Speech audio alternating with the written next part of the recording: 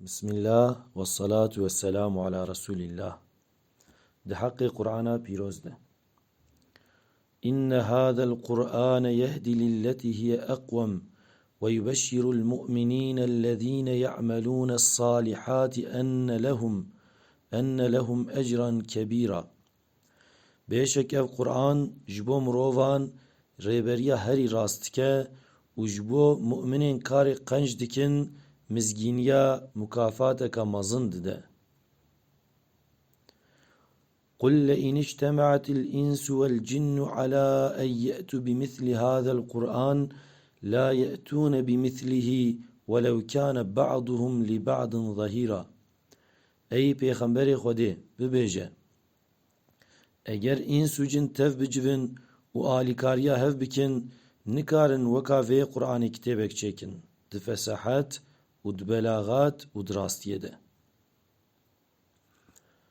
Tasin tilke ayatul Kur'an ve kitabin mubin huden ve buşra lil mu'minin ellezine yuqimunas salate ve yu'tunez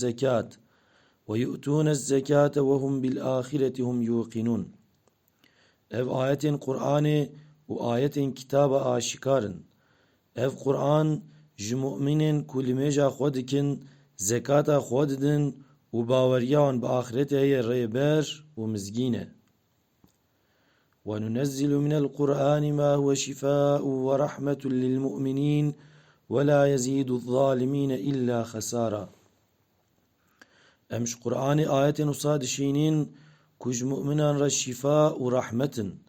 Ev ayetin haj bo zaliman şxeyni zêdekirina xesarete tu feyde nadewan. وَإِنَّهُ لَتَنْزِيلُ رَبِّ الْعَالَمِينَ نَزَلَ بِهِ الرُّوحُ الْأَمِينُ عَلَى قَلْبِكَ لِتَكُونَ مِنَ الْمُنْذِرِينَ.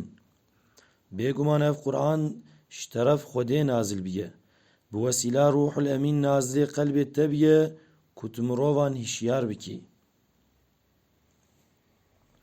İnnellezî ferade aleykel Kur'âne leradduke ilâ me'ad. Xweda Kur'anê li ser te heta roja qiyametê farz kiriye. Xwandin, teblîğ û tebaiyeta wî. وَلَقَدْ صَرَّفْنَا فِي هَذَا الْقُرْآنِ لِيَذَّكَّرُوا وَمَا يَزِيدُهُمْ إِلَّا نُفُورًا. Divê Kur'anê de mecbok û kafir ibret û aqil bigirin. Bi her awayî ayetên xwe eşkere kir. Lê ev eşkerekirin ji xeynî revandina wan ji rastiyê ti feyde nedawan. وَإِذَا قُرِئَ الْقُرْآنُ فَاسْتَمِعُوا لَهُ وَأَنصِتُوا لَعَلَّكُمْ تُرْحَمُونَ. Wextê Kur'an were xwandin, guhdarî bikin û bêdeng bimînin ku Xweda rehma xwe li we bike. Ey Xwedayê ku Kur'ana pîroz ji me re şandiye.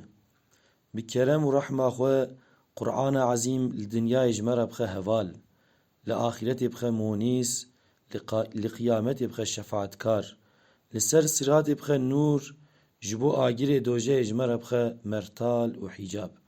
آمين آمين يا رب العالمين بحرمة سيد المرسلين وبحرمة القرآن الحكيم.